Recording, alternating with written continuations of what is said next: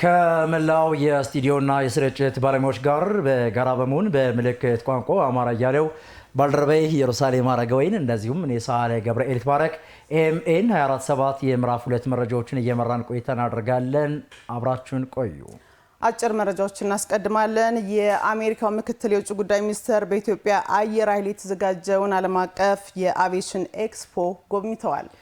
የአሜሪካው ምክትል የውጭ ጉዳይ ሚኒስትር ክሪስቶፈር ላንዳው በኢትዮጵያ አየር ኃይል የተዘጋጀውን ዓለም አቀፍ የአቪዬሽን ኤክስፖ ጎብኝተዋል። የጦር ኃይሎች ጠቅላይ ኤታማዦር ሹም ፊልድ ማርሻል ብርሃኑ ጁላ የአሜሪካ ምክትል የውጭ ጉዳይ ሚኒስትር ክሪስቶፈር ላንድን የአሜሪካው የአፍሪካ እዝ አዛዥ ዳቪን አንደርሰን በኢትዮጵያ አየር ኃይል የተዘጋጀውን ዓለም አቀፍ የአቪዬሽን ኤክስፖ ጎብኝተዋል።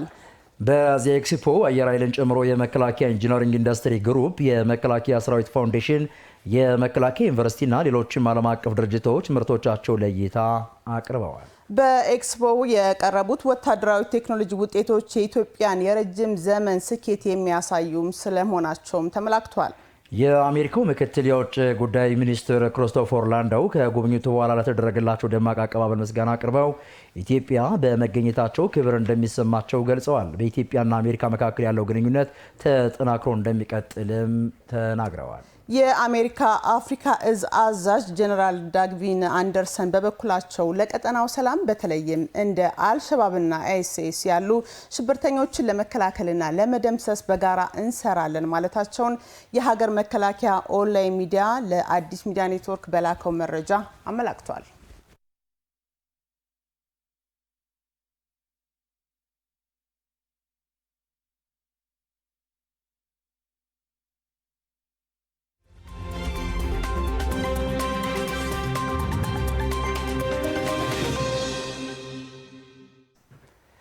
የትውልዳችሁ ተመልካቾቻችን እየተከታተላችሁ የምትገኙት የትውልድ ድምጽ ከሆነው ከኤምኤን 247 የምዕራፍ 2 መረጃዎቻችን ነው።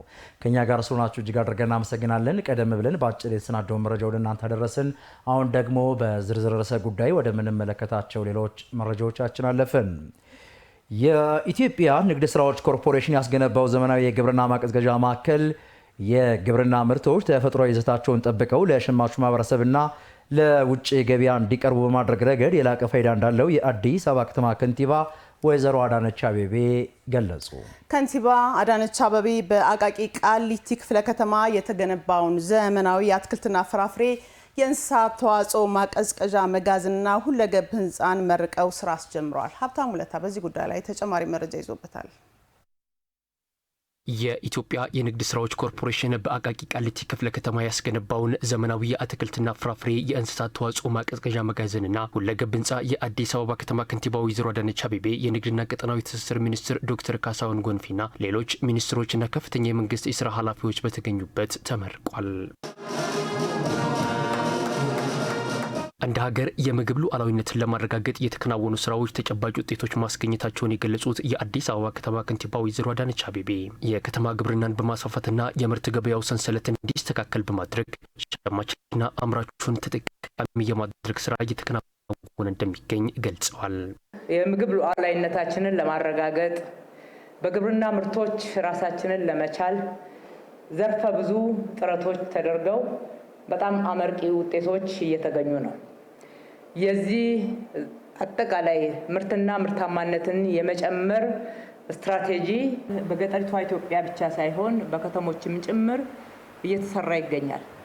ከተሞቻችን የህንፃ ጫካ ብቻ ሳይሆኑ የሚመረትባቸው ጭምር መሆን እንዲችሉ ስፔስን በአግባቡ በመጠቀም ዘመናዊ የከተማ ግብርናዎችን በማስፋፋት ሸማቹና አምራቹ በመገናኘት ሁለቱንም ተጠቃሚ የማድረግ ስራዎች ልዩ ትኩረት ተሰጥቷቸዋል።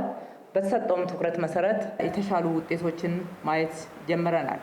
ከለውጥ ወዲህ ለዘርፉ በተሰጠው ትኩረት ጤናማና ንጹህ የግብርና ምርቶች ለዜጎች እንዲቀርቡ በትኩረት እየተሰራ መሆኑን የጠቆሙት ከንቲባ አዳነች ለምርቃት የበቃው የአትክልትና ፍራፍሬ መጋዘን ለሸማቹ ንጽህናቸውን የጠበቁ ምርቶችን ተደራሽ ለማድረግ የሚያስችል ነው ብለዋል። ማዕከሉ በተለይም የአዲስ አበባ ነዋሪ ቀዳሚ ተጠቃሚ እንደሚያደርገው የገለጹት ከንቲባዋ በከተማዋ 5 በሮች የተገነቡ የገበያ ማዕከላት ለሸማቹና ለአምራቾች ምቹ ሁኔታ መፍጠራቸውን አብራርተዋል።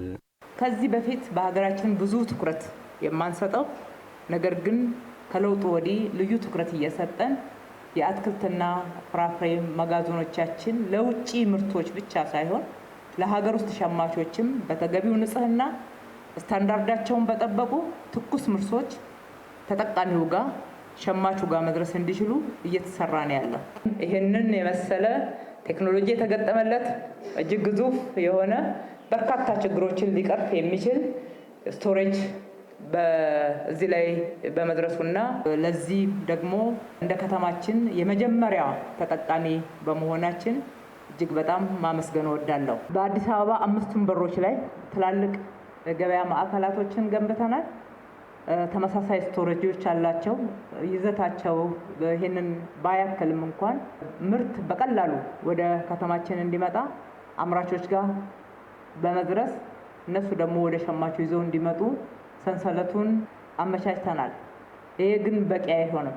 በቅንጅት መስራት ለጋራ ተጠቃሚነት ጉልህ አስተዋጽኦ አለው ያሉት ከንቲባ አዳነች ከማዕከሉ የሚወጡ ምርቶች ለማህበረሰቡ ተደራሽ እንዲሆኑ አነስተኛ ሱቆችን በማደራጀት ከተማ አስተዳደሩ እንደሚሰራ ጠቁሟል።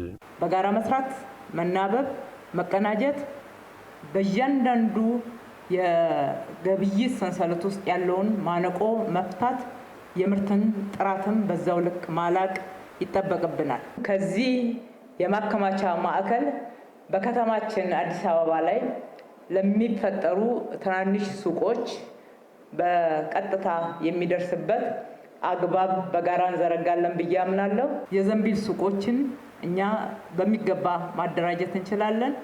በዘርፉ በርካታ የስራ ዕድልን ከዚህ በላይ መፍጠር እንችላለን። ተያይዘን እንዲህ ከሰራን የኑሮ ውድነትን ማቃለል፣ የገበያ ግሽበቱን ማረጋጋት እንችላለን። ተጠናክረን የሀገራችንን ብልጽግና በጋራ እናረጋግጣለን። የኢትዮጵያ ንግድ ስራዎች ኮርፖሬሽን ዋና ስራ አስፈጻሚ አቶ በኃይሉ ንጉሴ ፕሮጀክቱ ከ1.7 ቢሊዮን ብር በላይ ወጪ እንደተደረገበት ገልጸው በውስጡ ዘመናዊ የማቀዝቀዣ መጋዘንና ሁለገብ የህንፃ ፕሮጀክትን ያካተተ መሆኑን አብራርተዋል። ዛሬ የሚመረቀው ፕሮጀክት ከተማ አስተዳደሩ በሰጠን 11490 ካሬ ሜትር ላይ ያረፈ ነው። ለፕሮጀክቱ ግንባታ 1.7 ቢሊዮን ብር ወጪ የተደረገ ሲሆን በውስጡም ዘመናዊ የማቀዝቀዣ መጋዘንና የሁለገብ ህንፃ ፕሮጀክትን ይዟል። በተለይም የምርት ማቀዝቀዣ ፕሮጀክቱ በአንድ ጊዜ ከ20 ኩንታል በላይ የአትክልትና ፍራፍሬ ምርቶችን በዘመናዊ መንገድ በማቀዝቀዝና በማቆየት የምርት ጥራት ደረጃን ለመጠበቅ፣ የምርት ብልሽትና ብክነትን ለመቀነስ፣ ምርቶችን ጥራታቸውን እንደጠበቁ ለሀገር ውስጥና ለውጭ ገበያ ለማቅረብና ለአምራቹ በተለይም ለአነስተኛው አርሶ አደሮች አስተማማኝ ገበያ መሆን ያስችላል። ከዚህ ጎን ለጎን የተገነባው የሁለገብ ህንፃ ፕሮጀክት ከምድር በታች 2 ወለል መኪና ማቆሚያ ያለው 10 ወለል ያለው ሲሆን ለንግድ ለቢሮና ለመኖሪያ አገልግሎት የሚሰጥ ይሆናል። ማዕከሉ ለገበያ የሚቀርቡ የአትክልትና ፍራፍሬ ምርቶችን በእጥፍ ለማሳደግ የሚያስችል አቅም የሚፈጥርና የምርት ብልሽትን የሚቀንስ ነው ብለዋል። ዛሬ ተመርቆ ስራ የሚጀምረው ፕሮጀክት ለገበያ የምናቀርበውን የአትክልትና ፍራፍሬ ምርቶች በአቅርቦት በእጥፍ ማሳደግ የሚያስችል አቅም የሚፈጥር ሲሆን ብልሽትን፣ ክምችትን ትርጉም ባለው መልኩ ይቀንሳል። ፕሮጀክቱ በዚህ ደረጃ ላይ እንዲደርስ የአዲስ አበባ ከተማ አስተዳደር ላበረከቱ አስተዋጽኦ ዋና ስራ አስፈጻሚው አመስግነዋል። እዚሁ መረጃ ላይ ቆይታ እናደርጋለን። የአትክልትና ፍራፍሬ ማቀዝቀዣ መጋዘን ወደ ስራ መግባት የግብርና ምርቶች ጥራታቸውን ጠብቀው ለውጭ ገበያ እንዲቀርቡ በማድረግ የውጭ ምንዛሬ ግኝትን እንደሚያሳድጉ የንግድና ቀጠናዊ ትስስር ሚኒስትር ዶክተር ካሳሁን ጎፌ ናቸው ይህን ያሉት። በዚህ ጉዳይ ላይ አሁንም ቤተልሔም አየነው ተጨማሪ መረጃ ይዛበታለች። በኢትዮጵያ የግብርና ምርት ከአምራቹ እስከ ገበያ እስኪደርስ በርካታ ማነቆዎች እንደሚገጥሙት በተደጋጋሚ ይነሳል። በዚሁ ዘርፍ ያለውን ችግር ለመፍታት የመፍትሄ እርምጃዎች እየተወሰዱ ይገኛሉ። በእነዚህ እርምጃዎች ኢትዮጵያ ምርትን ከብክለትና ከብልሽት ጠብቃ ወደ ውጭ የምትልከው ምርትና የምታገኘው ገቢ እያደገ መምጣቱን ነው የንግድና ቀጠናዊ ትስስር ሚኒስቴር መረጃ የሚያመላክተው። በተያዘው በጀት ዓመት 6 ወራት ብቻ 5.1 ቢሊዮን ዶላር ገቢ መገኘቱንም መረጃው ያሳያል። ከምርት አቅርቦትና አያያዝ ጋር በተገናኘ ያጋጥሙ የነበሩ ተግዳሮቶችን ይቀርፋል በሚል በኢትዮጵያ ንግድ ስራዎች ኮርፖሬሽን ተገንብቶ የተመረቀው ምርትን ያለ ብልሽት ለበርካታ ጊዜያት ተፈጥሮ ይዘቱን ሳይለቅ እንዲቆይ የሚያግዝ የማቀዝቀዣ መጋዘንና ሁለገብ ህንፃ ስራ መጠናቀቅ የዚህ ሁሉን አቀፍ ስኬት አንድ አካል መሆኑን የንግድና ቀጠናዊ ትስስር ሚኒስቴርና የኢትዮጵያ ንግድ ስራዎች ኮርፖሬሽን የቦርድ ሰብሳቢ ዶክተር ካሳሁን ጎፌ ገልጸዋል። መንግስት በየዘርፉ ያሉብን ስብራቶች በመገንዘብ ሰፊ ማስተካከያ እርምጃዎች እየወሰደ እንደሆነ ይታወቃል። በተለይ በሀገራችን የንግድ ስነ ምህዳር ውስጥ ከሚታዩት ዋና ዋና ስብራቶች መካከል ንግድን የሚያሳልጡ ሎጂስቲክሶች አንዱና ዋነኛው ነው። ከዚህ አንጻር መንግስት በ2030 ከ20 ቢሊዮን ዶላር በላይ የገቢና የውጭ ንግድ የሚደግፍ የበለጠ ቀልጣፋ በቴክኖሎጂ ላይ የተመሰረተ ዘመናዊ ሎጂስቲክስ መሰረተ ልማት እንዲኖር በማሰብ ዘርፈ ብዙ እርምጃዎችን በማከናወን ላይ ይገኛል። በንግድ ሎጂስቲክስ ክዋኔ ውስጥ ደግሞ ከሌሎች እንደ ማጓጓዣ ከመሳሰሉት ጉዳዮች ባሻገር የመጋዘንና ክምችት አስተዳደር ተግባራትን ማስተዳደርና ማስተባበርን ይጠይቃል። በዚሁ መሰረት ኮርፖሬሽኑ ዛሬ ለመረቃ ያበቃው የማቀዝቀዣ መጋዘንና የሁለገብ ህንፃ ፕሮጀክት እንዲህ ያለውን ስብራት ለመጠገን የሚያስችል ተጠቃሽ እርምጃ ነው። ምርቶች ያለአግባብ ሲያዙና ከበቂ በላይ ምርት ሲኖር ይከሰቱ የነበሩ የምርት ብክለቶችን ከማስቀረት አንጻር ሚናው ጉልህ ነው ያሉት ሚኒስትሩ መሰል ፕሮጀክቶች ለሀገሪቱ ከሚሰጡት አስተዋጽኦ አኳያ በሌሎች የሀገሪቱ ክፍሎችና መሰል ግንባታዎችን ለሚያካሂዱ ተቋማት ጥሩ መነሻ በመሆኑ ስራውን ማስፋፋት ይገባል ብለዋል። አትክልትና ፍራፍሬ ኤክስፖርት በጥራት በማቅረብ የውጭ ምንዛሪ ግኝታችንን የማሳደግ ተልዕኮንም መወጣት ያስችላል። የዚህ ማዕከል መጠናቀቅ ለኮርፖሬሽኑ ከፍተኛ ስኬት ተደርጎ የሚወሰድ ሲሆን እንደ ሀገር ዘርፉን እየተገዳደረን የሚገኘው ሎጂስቲክስ ማነቆ ለመፍታት ለምንገነባው የገበያ መሰረተ ልማት የማቀዝቀዣ መጋዘን እጅግ አስፈላጊ በመሆኑ በሌሎች ሀገራችን አካባቢዎች ለምንገነባቸው ተመሳሳይ መሰረተ ልማቶችና ለግል ዘርፉና ሌሎች መሰል ተቋማት እንደ መነሻና መማሪያ ተወስዶ ሊስፋፋና ሊጠናከር የሚገባው መሰረተ ልማት ነው። ሀገሪቱ ያላትን ምርት በአግባቡ ለመጠቀም በቀጣይ ሰፊ ስራ ይጠበቅባታል ያሉት የኢትዮጵያ ኢንቨስትመንት ሆልዲንግ ዋና ስራ አስፈጻሚ ዶክተር ብሩክ ታዬ ገበያውን ለማረጋጋትና እኩል ተጠቃሚነትን ለመፍጠር የገበያ ትስስር መሰረታዊ ጉዳይ መሆኑን አንስተው በአምራች ዘርፍ ላይ ለተሰማሩ አካላት የኢትዮጵያ ኢንቨስትመንት ሆልዲንግ ድጋፍ እንደሚያደርግም ጠቁመዋል።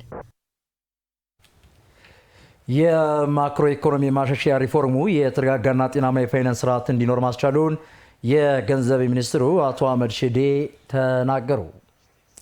የኢትዮጵያ ንግድ ባንክ ከ45 ሚሊዮን በላይ የሚሆኑ ደንበኞቹን ለማመስገን ያለመ የደንበኞች አገልግሎት ሳምንት የመክፈቻ መርሃ ግብር አካሂዷል። ራይል አበበ ተጨማሪ መረጃ ይዛበታለች። የኢትዮጵያ ንግድ ባንክ በዓለም አቀፍ ደረጃ የሚከበረውን የደንበኞች አገልግሎት ሳምንት አስመልክቶ ለሁለተኛ ጊዜ በዋናው መስሪያ ቤቱ የመክፈቻ መርሃ ግብር አካሂዷል። የደንበኞች እርካታ የባንካችን ስኬት ነው በሚል መሪ ቃል መክፈቻ በተደረገው የደንበኞች አገልግሎት ሳምንት የገንዘብ ሚኒስትርና የኢትዮጵያ ንግድ ባንክ የዳይሬክተሮች ቦርድ ሰብሳቢ አቶ አህመድ ሺዴ፣ የባንኩ ከፍተኛ አመራሮችና ደንበኞች ተገኝተዋል። ሚኒስትሩ በዚህ ጊዜ እንዳሉት ኢትዮጵያ ባለፉት ጥቂት ዓመታት ባከናወነችው የማክሮ ኢኮኖሚ ማሻሻያ ሪፎርም ባለፈው በጀት ዓመት ብቻ እድገቷን ወደ 9.2 በመቶ ከፍ ማድረግ ችላለች ብለዋል። በተለይ የባለፈው በጀት ዓመት በተሟላ መልኩ መተግበር የጀመረው የኮምፕሬሄንሲቭ የሆነው የማክሮ ኢኮኖሚ ማሻሻያ በከፍተኛ አመራር ጥንቃቄ እና ውጤት እና ቅንጅት በስኬት ጎዳና ላይ የተጓዘ ነው የሚገኘው። በዚህም ሂደት ባለፈው ባጠናቀቅነው በጀት ዓመት የ9.2 በመቶ እድገት ማግኘት ችለናል። በዘንድሮ በጀት ዓመትም ይሄው የኢኮኖሚ ሪፎርሙ ሞመንተሙን ጠብቆ በማጠናከር 10.2 በመቶ እድገት እንደሚረጋገጥ ይጠበቃል ዘንድሮ ማለት ነው። የማክሮ ኢኮኖሚ ሪፎርሙን ተከትሎ በፋይናንሱ ዘርፍ በርካታ ተግባራት ስለመከናወናቸው የገለጹት ሚኒስትሩ ለኢትዮጵያ ንግድ ባንክም የተረጋጋና ጤናማ የፋይናንስ ስርዓት እንዲኖር የጀርባ አጥንት ሆኗል ብለዋል። የውጭ ምንዛሪ ተመን በገበያ እንዲወሰን መደረጉ በታሪካችን ትልቁን ሪፎርም ነው። ይሄ በአጠቃላይ በኢኮኖሚ ተዋናዮች መካከል በምርት በልውውጥ አጠቃላይ በኢምፖርትና ኤክስፖርት ዙሪያ ያሉት ጉዳዮች ላይ ከፍተኛ እንደምታ የሚያሳይ ነው። በዚህ ለውጥ ማዕቀፍ ንግድ ባንካችን አሁንም ስኬታማ በሆነ መልኩ በከፍተኛ ውጤታማነት እየተጓዘ ነው የሚገኘው። የኢትዮጵያ ንግድ ባንክ የ5 ዓመት ተቋማዊ ስትራቴጂ ቀርጾ እየተንቀሳቀሰ ነው ያሉት ደግሞ የኢትዮጵያ ንግድ ባንክ የፕሬዝዳንቱ ተወካይና የኮርፖሬት አገልግሎት ኤክስኪዩቲቭ ምክትል ፕሬዝዳንት ኤፍሬም መኩሪያ ናቸው። የስትራቴጂው ዋና የትኩረት አቅጣጫ የደንበኞችን ፍላጎት ማርካት መሆኑን አንስተው ባንኩ ባለፉት ጥቂት ዓመታት ባከናወናቸው ተግባራትም ተጨባጭ ውጤት ማምጣት ችሏል ብለዋል። ከምስረታው ጀምሮ ባሉት 77 ዓመታት በአጠቃላይ ያላስመዘገበውን ከ515.5 ቢሊዮን ብር በላይ ተቀማጭ ገንዘብ በማሰባሰብ ስኬት በ2017 በጀት ዓመት በማስመዝገብ አስደማሚ ታሪክ ሰርቷል። በዚህም አጠቃላይ ተቀማጭ ገንዘቡን 1.6 ትሪሊዮን ብር ከማድረሱም በላይ ጠቅላላ ሀብቱን ከ2.3 ትሪሊዮን በላይ ያሻግሯል። በመቀጠልም በያዝነው በ2018 በጀት ዓመት የመጀመሪያ አጋማሽ ከ325 ቢሊዮን ብር በላይ ተጨማሪ ገንዘብ በማሰባሰብ አጠቃላይ ተቀማጩን 2 ትሪሊዮን ብር ማድረስ ችሏል። የደንበኞች የአገልግሎት ሳምንት ዋና ዓላማ ለባንካችን የስኬታማነት ሚስጥር ምክንያት ለሆኑ ከ45 ሚሊዮን በላይ ለሚልቁ ውድ ደንበኞችና እነሱን የሚያገለግሉ ሰራተኞች ለመሆናቸው እውቅና ሰጥተን ለማመስገን ነው ያሉት አቶ ኤፍሬም፣ በዚህም ባንኩ ባደረገው ጥናት የደንበኞችን የእርካታ ደረጃ ከ80% በላይ ማድረስ እንደቻለን ቢያሳየንም ይህ ይበቃል ብለን ግን አንቆምም ብለዋል። የእርስዎ እርካታ የባንካችን ስኬት የሚለው የደንበኞች አገልግሎት ሳምንት መሪ ቃል በግልጽ እንደሚያሳየው የባንካችንን ስኬት የሚለካው በምናገኘው የትርፍ መጠን ወይም በሌሎች የፋይናንስ መመዘኛዎች ብቻ ሳይሆን የደንበኞቻችንን ፍላጎት በአገልግሎቶቻችን ባረካንበት ልክ ነው። በዚህም ምክንያት ባንካችን ይህን መሪ ቃል ለመተግበር ቀድሞ በአገልግሎታችን ላይ በጥቂቱም ቢሆን የታዩ የአሰራር ግልጽነትን፣ ከአገልግሎት ጥራት መዋዠቅ፣ ከአገልግሎት መዘግየት፣ ከኔትወርክ መቆራረጥ፣ ከሲስተም ብልሽት፣ ከስራ ክፍሎች ቅንጅት፣ ከሰራተኞች አመለካከትና ከስራ ባህል ጋር የተያያዙ ችግሮችን ለመፍታት የተቀመጡ የአገልግሎት ማሻሻያ አቅጣጫዎችን መሰረት ያደረገ ከፍተኛ እንቅስቃሴ እናደርጋለን። ባንኩ ትልቁ የሀገሪቱ የኢኮኖሚ ተዋናይ ከመሆኑ አንጻር ከፍተኛ አበርክቶ እንደሚጠበቅበት የተገለጸ ሲሆን በሀብት አሰባሰብ፣ በፋይናንስ አካታችነትና በዲጂታላይዜሽን የሚጫወተውን የመሪነት ሚና በማላቅ የደንበኞችን እርካታ ከፍ ለማድረግ የጀመረውን ስራ አጠናክሮ መቀጠል እንዳለበትም በመድረኩ ተመላክቷል። ቀጥለናል። የተወደዳችሁ ተመልካቾቻችን ከኛ ጋር ስለሆናችሁም እጅግ አድርገን እናመሰግናለን። በአዲስ ጓዳ ገጻችን በከተማችን ለየት ያሉ ስፍራዎችን እንዲሁም አስተማሪ ተሞክሮና ልምድ ያላቸውን ግለሰቦች ወደ እናንተ እናደርሳለን።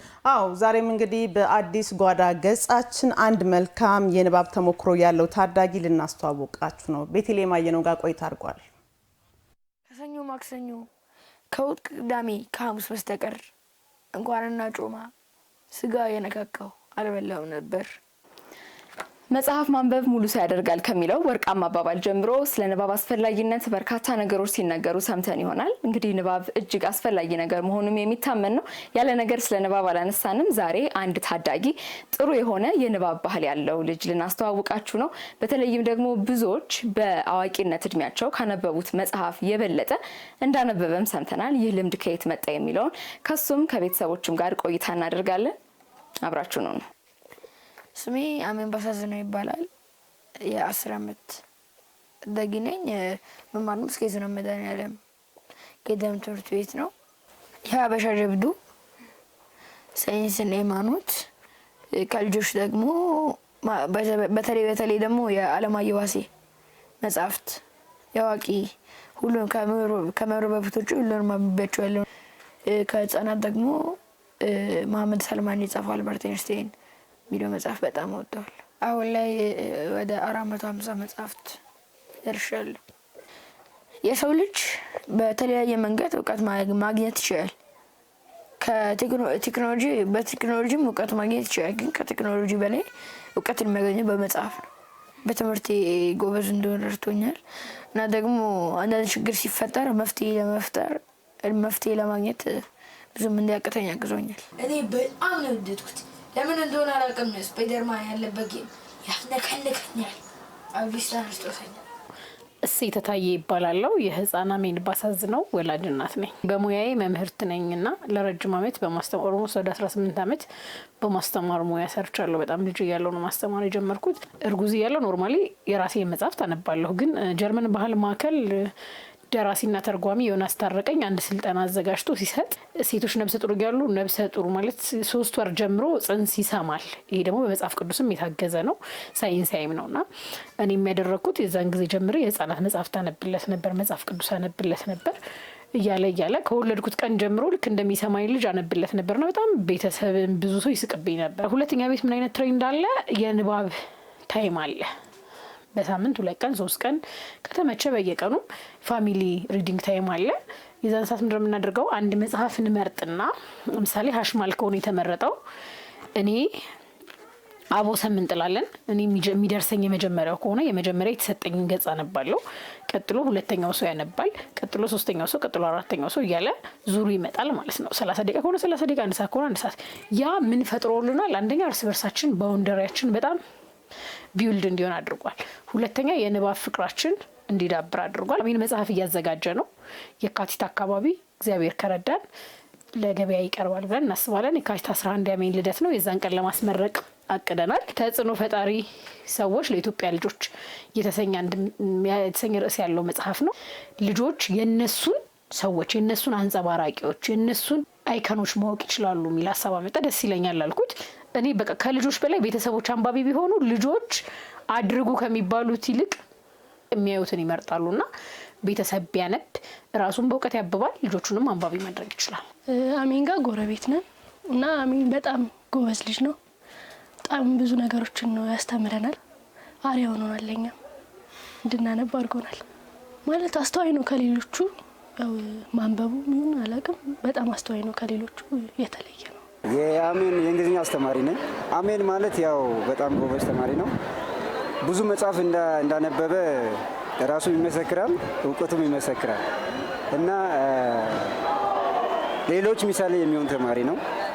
በእኔ ትምህርት በጣም ጎበዝ ነው። እስካሁን ድረስ በሌሎችም በጣም ጎበዝ ነው። ቤተሰብ ወሳኝ ነው፣ ግን መጽሐፎቹን ደግሞ እንዲያነቡ ማበረታታት፣ መገፋፋት፣ ብዙ እንዲያነቡ መጽሐፎችን ደግሞ ማመልከት፣ ምን መጽሐፍ ማንበብ እንዳለባቸው ማቅረብ፣ የሚያነቡበትን ቦታ ላይብረሪ ሊሆን ይችላል፣ የተለያዩ ቦታዎችን ማሳየት፣ በየቀኑ እንዲያነቡ ማበረታታት፣ ምሳሌ በቃ ሆኖ ቤተሰብ ዋና ተዋናይ ሆኖ ማድረግ እንዳለበት ነው የሚሰማው። እንቀጥላለን። በሁለተኛው ዙር የኮሪደር ልማት ስራዎች የተሰሩ ፕሮጀክቶችን ለማስተሳሰር የሚከናወኑ የመንገድና መሰል የልማት ስራዎች ለረጅም ዘመን ጥያቄያቸው ምላሽ የሚሰጥ መሆኑን ነዋሪዎች ተናገሩ።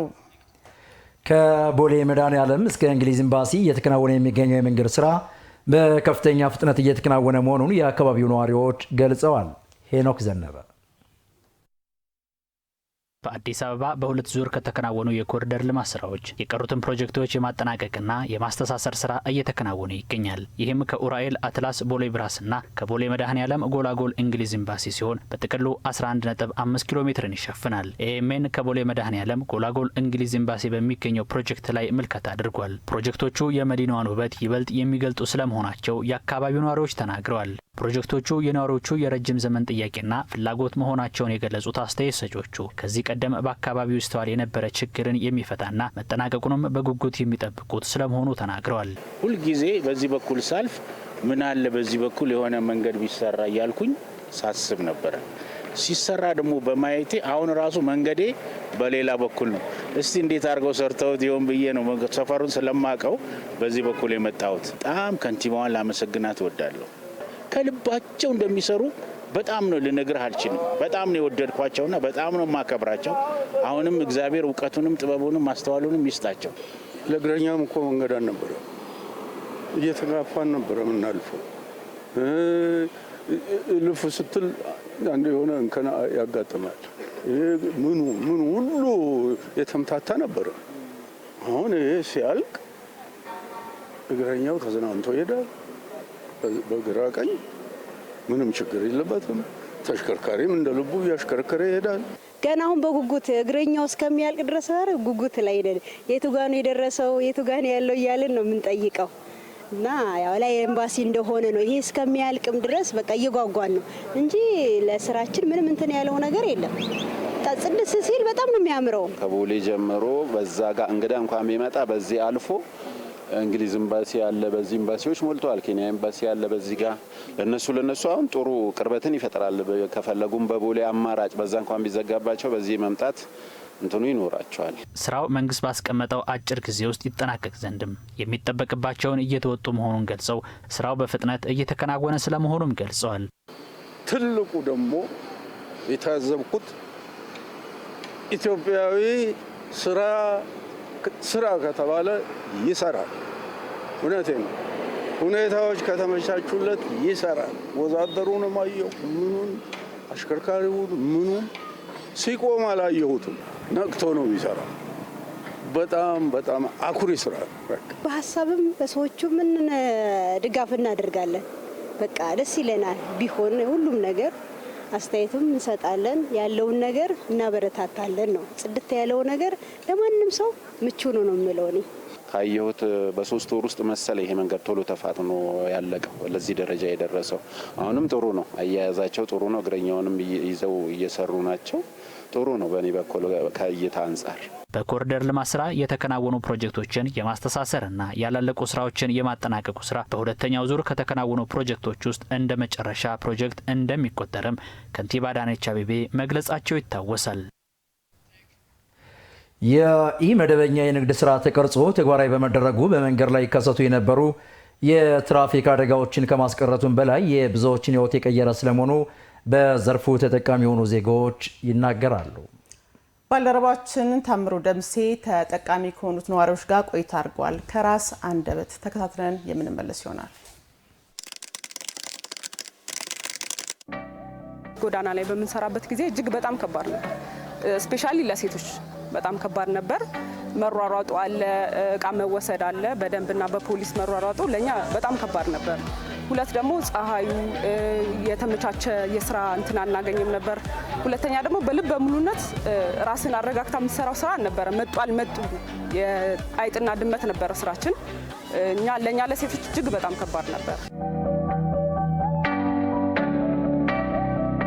4 ዓመት ሰርቻለሁ። የጎዳና ህይወት ለኔ በጣም ከባድ ነበር። በ4 ዓመት ውስጥ በጣም ብዙ ጊዜ እቃ ተወርሶብኛል። ካፒታሌ እዛው ነበረ።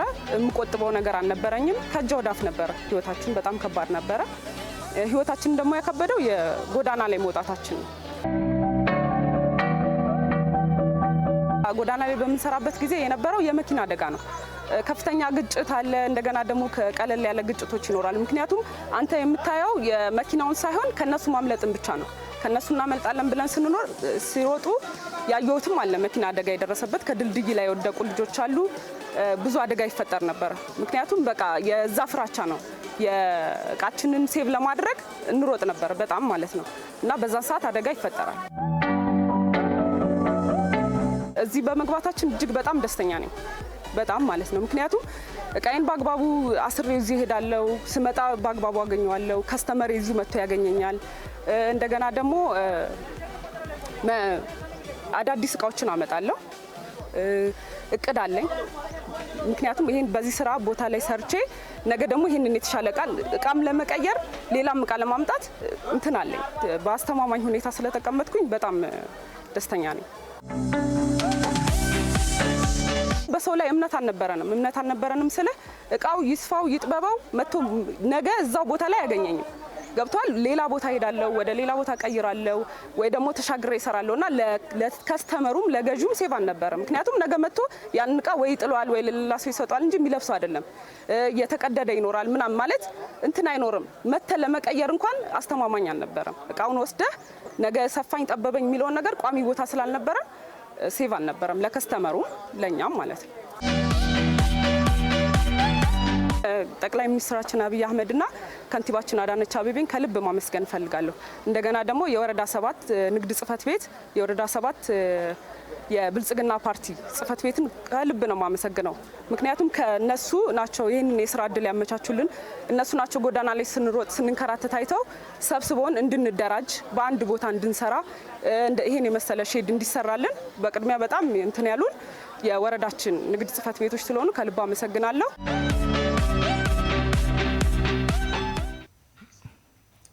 እዚሁ መረጃ ላይ ቆይታ እናደርጋለን። መደበኛ ያልሆነ የጎዳና ላይ የንግድ ስራ የሚመራበት ስርዓት በመዘርጋቱ ለኢኮኖሚያዊና ማህበራዊ ተጠቃሚነት አጋዥ መሆኑን በዘርፉ የተሰማሩ ነጋዴዎች ተናገሩ። በዘርፉ የሚታዩ ችግሮችን በመፍታትና በቂ ድጋፍን በማድረግ ቀጣይ ወደ መደበኛ ንግድ ስርዓት እንዲገቡ አስፈላጊው ድጋፍ እየተደረገላቸው እንደሚገኝም ተገልጿል። ታምሮ ደምሴ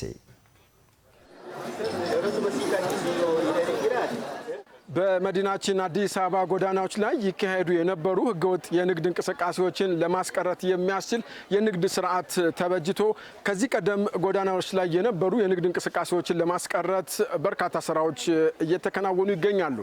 እኛም ዛሬ እዚህ ዋቢ ሸበሌ አካባቢ ከሚገኘው የንግድ ስፍራ ላይ ተገኝተን ከዚህ ቀደም በጎዳና ላይ የንግድ እንቅስቃሴ ያደርጉ የነበሩ አካላትን ዛሬ ላይ በተመቻቸላቸው የገበያ ስፍራ ምን ያክል ተጠቃሚ ሆነዋል ስንል ልናስቃኛቸው ወደድን።